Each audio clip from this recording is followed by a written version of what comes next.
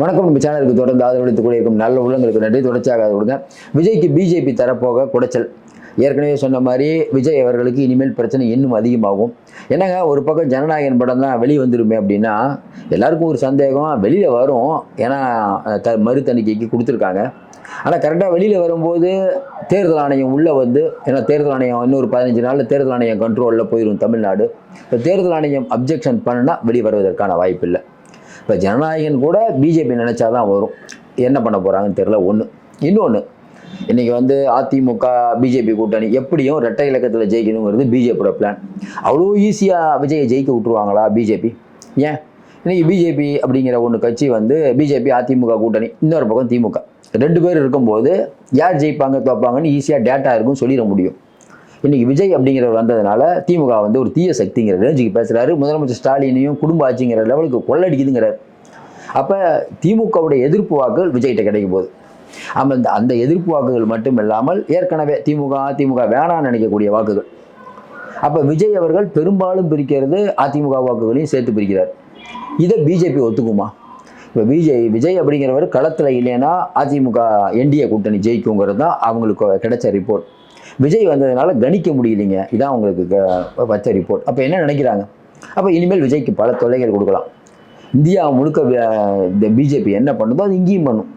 உங்களுக்கு தெரியும், போன நாடாளுமன்ற தேர்தலில் எலெக்ஷனே ரிசல்ட்டுக்கு முன்னாடி ஒரு தொகுதியில் பிஜேபி ஜெயித்தாங்க. அங்கே காங்கிரஸ் வேட்பாளர் ஆளே அப்ஸ்காண்டு. கையெழுத்து போட்டாங்கல்ல, 2ஆவதாக நிற்போம் ஒரு மாற்று வேட்பாளர், அவரும் அப்ஸ்காண்ட். கையெழுத்து போட்டவரில் ஒருத்தரை கேட்டால் நான் கையெழுத்தே போடலன்ட்டார். அப்போ அன்ன போஸ்ட்னு ஜெயிக்கிறாங்க. இந்தியாவை பல ஆண்டு காலமான காங்கிரஸ்க்கே அந்த நிலைமைன்னா விஜய் கட்சி என்ன பண்ணுவாங்க? இதற்கு ஒரு உதாரணம் சொல்கிறோம். இன்றைக்கி உங்களுக்கு தெரியும், தேனி மாவட்டத்துடைய செயலாளர் வந்து தலைமறைவு. ஏன் தலைமறைவானார் அப்படின்னா திமுக வந்து வழக்கு போட்டாங்க. இப்படி ஸ்டேட்டும் சென்ட்ரலும் சேர்ந்து கடைசி நேரத்தில் பலவிதமான அம்புகளை விடுவாங்க. ஏன்னா அதிகாரம் அப்படிங்கிறது வந்து, இப்போ நீங்கள் வேலை செய்ய விடாதானே வேலை செய்வீங்க. வேலை செய்ய விடாமல் தடுத்தீங்கன்னா சரிங்க, வேலை செய்ய விடாமல் தடுக்கிறதுக்கு தான் நம்ம கோர்ட் இருக்குது. கோர்ட்டுக்கு போனால் எப்போ நியாயம் கிடைக்கும்? ஒன்று. அதையும் தாண்டி தேர்தல் ஆணையம், உங்களுக்கு தெரியும், விஷால் நினைக்கிறேன், விஷால் தான் நம்ம ஆர்கே நகர் தேர்தலில் போய் போட்டியிட நின்னார். கடைசியாக நிற்கவே முடியல அவரால். வேட்பு மனு தள்ளுபடி பண்ணாங்க. ஏன்னா இன்றைக்கி வேட்பு அந்த ஏவோ இருக்காரில் அவர் நினச்சா பல வேலைகளை பண்ணலாம். இன்றைக்கி தேர்தல் ஆணையம் யார் கண்ட்ரோல் இருக்குங்கிறது சின்ன குழந்தை கூட தெரியும். அப்போ இவர்கள் கடைசி நேரத்தில் விஜய் கட்சி வேட்பாளர்கள் நிறைய பேரோட வேட்பு மனு நிறைய பண்ணுவாங்க. ஏன்னா இன்றைக்கி வந்து பிஜேபி மிஷினரி அப்படிங்கிறது வந்து சாதாரணமானது இல்லை. இந்தியாவே அவங்க கண்ட்ரோல். இப்போ அமித்ஷா சாதாரணமான ஆள் இல்லை, அவர் இந்தியாவே அவர் தான். அப்போ அவ்வளோ விஜயை ஈஸியாக விடுவாங்களான்னா இனிமேல் விஜய்க்கு சிக்கல். ஏற்கனவே முன்னாளில் இருந்தார் குரோஷி, முன்னாள் தேர்தல் ஆணையர். அவர் சொன்னது என்னென்னா, தேர்தல் ஆணையம் இன்றைக்கி நடக்கக்கூடிய பல விஷயங்களை பார்த்தா அப்பட்டமான விதிமீறல் பண்ணிட்டு இருக்காங்கன்னு சொல்கிறாங்க. மம்தா பானர்ஜி கதறாங்க, தேர்தல் ஆணையம் எங்களுக்கு வந்து அநீதி இழைக்குதுன்னு. இந்த பக்கம் பார்த்தா எஸ்ஐஆரை கண்டு திமுக நடுங்குது. அப்போ விஜய் கட்சி இப்போ தான் வளர்ந்து வரக்கூடிய கட்சி. ஈஸியாக நசுக்குவாங்களா, நசுக்க முடியாதா? அப்போ விஜய் என்ன பண்ணுவார்? விஜய் ஏற்கனவே சொன்ன மாதிரி நான் இதுக்கெல்லாம் பயப்படுற ஆள் இல்லை அப்படின்னு அவர் சொன்னாலும், அதிகாரம் அப்படிங்கும்போது சில விஷயங்கள் பண்ணி தான் ஆகணும். இப்போ விஜய் வந்து யாருக்கும் பயப்பட மாட்டேன்னு சொன்னால் கூட அவரை 2 தடவை சிபிஐ வந்து கூப்பிடுவாங்க, கண்ட கேள்வி கேட்பாங்க. இதெல்லாம் வந்து டார்ச்சர் பண்ணுவாங்க. நீங்கள் அரசியலுக்கு வந்துட்டிங்கன்னா இதெல்லாம் பொறுத்து தான் ஆகும். இன்னொன்று, அவங்களுக்கு கிடைச்ச ஒரு வாய்ப்பு வந்து ஜனநாயகன் படத்தை விட இந்த கரூர் சம்பவம், இதை வச்சே இன்னும் பல தடவை அவங்க நினச்சா கூப்பிட முடியும். எப்போனாலும் கூப்பிடலாம். பிஜேபி சொன்னால் சிபிஐ கூடாமல் இருக்கும்போது. அப்போ இதெல்லாம் விஜய்க்கு தெரியும். அப்போ விஜய் எப்படி யோசிப்பார்? இன்றைக்கி கழுவுற மீனில் நழுவுற மீனாக இருக்கணும். மோடிக்கும் பயப்பட மாட்டோம், ஈடிக்கும் பயப்பட மாட்டோம்னு திமுக சொல்லிக்கிட்டு அங்கே ஒரு அண்டர்ஸ்டாண்டிங்கில் இருக்காங்க. ஏன்? சர்வே ஆகணும். இல்லைன்னா எலக்ட்ரிசிட்டிக்கு உள்ளே போட்டால் கட்சி எப்படி நடத்துவீங்க? எல்லா கட்சிகளுக்கும் இன்றைக்கி தான் நிலவை. இந்தியாவை பொறுத்த வரைக்கும் ஜனநாயக முறைப்படி யாரும் இன்றைக்கி கட்சியை நடத்த முடியாது. காங்கிரஸுடைய அக்கௌண்ட்டையே ஃப்ரீஸ் பண்ண நல்லவங்க தான் பிஜேபி. அப்போ விஜய் அப்படிங்கிறவர் ரொம்ப பிஜேபி எடுத்து பிஜேபி தோக்கக்கூடிய நிலைமைக்கு வரும்னு தெரிஞ்சால் விஜய் மீது பல அம்புகளை பாய்ச்சுவாங்க. அப்போ இன்றைக்கி விஜய்க்கு யார் யாரெல்லாம் உதவி பண்ணுறா, யார் யாரெல்லாம் ஃபண்டு கொடுக்குறா? ஒன்றும் வேணால் நம்ம இவருக்கு பண்ணி ஆதரவு பண்ணிகிட்டு இருக்காரு. ஆதரவு பணம் வந்து அவங்க மாமனார் கொடுக்குறாரு. மாமனார்கிட்ட சொல்லி பணத்தை கொடுக்காதீங்கன்னா முடிஞ்சு போச்சு. ஏன்னா அவங்க பையன் சார்லஸை ஏற்கனவே மிரட்டி வச்சுட்டாங்க. கட்சி ஆரம்பிக்கிறங்கிற ரேஞ்சில் சொல்லிட்டாராம் அமித்ஷா. கட்சிலாம் ஆரம்பிச்சிங்கன்னா அவ்வளோதான், ஒழுங்காக அமைதியாக இருங்க. நாங்கள் பாட்டுக்கு அங்கே ஆட்சியை பிடிக்கணுன்ட்டு ரங்கசாமியை வச்சு பிளான் பண்ணிட்டு இருந்தால் கட்சி ஆரம்பிக்கிறீங்களா நீங்கள் அப்படிங்கிற ரேஞ்சுக்கு போயிட்டாங்க. அப்போ எதையும் பண்ணுவாங்க. விஜய் வந்து இதை தெரியாமல் வரல அப்படின்னு நம்ம நினைக்கிறோம். ஏன்னா அரசியல் தெரியாமல் விஜய் வந்திருக்க மாட்டார். இன்னும் குறிப்பாக சொல்லணும்னா இவ்வளோ பிரச்சனைகள் இங்கே வரும் அப்படின்னு தெரிஞ்சுட்டு தான் வந்திருக்காரு. அப்போ அவர் என்ன மாதிரி நடவடிக்கை எடுப்பார்? இப்போ எல்லாரும் எனக்கு சொன்ன மாதிரி கரூர் சம்பவத்துக்கு நிறைய பேர் என்கிட்ட சொன்னாங்க. அது எப்படிங்க வெளியில் வந்து சொல்லணுங்க? என்ன சொல்லணும்? பாருங்கள், சிபிஐ வந்து என்னை விசாரிக்குது, இதெல்லாம் வந்து பிஜேபியுடைய பழிவாங்கும் நடவடிக்கைன்னு சொல்லணும் அப்படின்னு நிறைய பேர் சொல்கிறாங்க, பார்த்துருப்பீங்க. விஜய் ஏன் சொல்லணும்? இப்போ விஜய்க்கு என்ன எண்ணம்? அல்டிமேட்டாக என்ன எண்ணம்? அவர் முதலமைச்சர் ஆகும், கரெக்டுங்களா? அப்போ நம்ம சொல்கிறோம்ல, உசுப்பேத்திரை உண்ட கம்முனும் கடுப்பேத்திரை கம்முன்னு சொல்லுவார்ல, அந்த மாதிரி பல பேர் 1000 தான் சொல்லுவாங்க. நம்மளுடைய நிலைமை என்ன, அடுத்த அடி எப்படி வைக்கணும் நமக்கு தான் தெரியும். ஊரில் இருக்கவங்க சொல்கிறாங்கன்னு கேட்டு நம்ம பாட்டுக்கு பல விஷயம் பேசணும்னு வச்சுக்கோங்களேன், அது வேறு மாதிரி ஆயிடும். இன்றைக்கி வந்து பல பேர் சொல்கிறோம், எடப்பாடி பழனிசாமிலேருந்து ஸ்டாலின்லேருந்து இவ்வளோ பேருமே ஏன் வந்து சென்ட்ரல் கவர்மெண்ட்டை பார்த்து பயப்படுறாங்க? ஏன்னா அவங்ககிட்ட இருக்கக்கூடிய கட்டுக்கடங்காத அதிகாரம். ஒரு நியாயமான கவர்மெண்ட் இருந்ததுன்னா யாரும் பயப்பட தேவையில்லை. இன்றைக்கி நியாயமான கவர்மெண்ட் இருக்கா? நீங்கள் பணமே சேர்த்து வைக்கிறதுனாலும் ஒரு 10 கேஸ் போட்டு இப்போ இடி, சிபிஐ உள்ளிட்ட அமைப்புகளை இன்றைக்கி உச்சநீதிமன்றம் கண்டிக்குது. ஏன் நீங்கள் அடாவடி பண்ணுறீங்கன்னு. அப்போ அந்த அடாவடியை பண்ண சொல்கிறது வந்து இடியும் சிபிஐயும் தானாக பண்ணுறாங்களா? மேலே இருக்க பிஜேபி சொல்லி தான் பண்ணுறாங்க. அதே மாதிரி விஜய்க்கு பண்ண மாட்டாங்களா? புதுசாக ஆரம்பித்த கட்சி.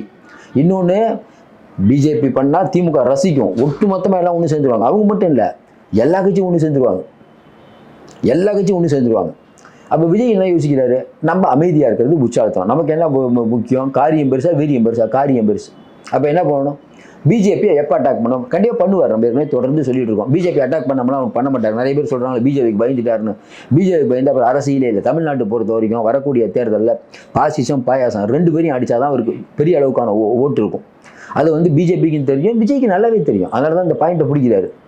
பிஜேபி அவர் தொடரலன்னு சொல்லிட்டு இருந்தாலும் வெகுஜன மக்கள் பரவாயில்லப்பா, பிஜேபி தான் பேசிகிட்டு இருக்காரு. இன்னும் குறிப்பாக விஜய்க்கு ஒரு அட்வான்டேஜ் என்னன்னா, சிபிஐ விசாரணைக்கு போயிட்டு வந்தார்ல, இப்போ மக்கள் என்ன நினைக்கிறாங்க? விஜய் கூட்டணிக்கு ஒத்து வரல, அதனால் வேணும்னு பிஜேபி அவரை வந்து அடிக்கடி கூப்பிட்றாங்க. அதற்கு பிறகு அமித்ஷாட்ட ஒரு ரிப்போர்ட் போயிருக்குது. என்னென்னு, விஜயை ரொம்ப அடிச்சிங்கன்னா அனுதாபமாயிரும், அமைதியாக இருக்கணும்னு அமைதியாகிட்டாங்க. இப்படி தான் மக்கள் நினைக்கிறாங்க.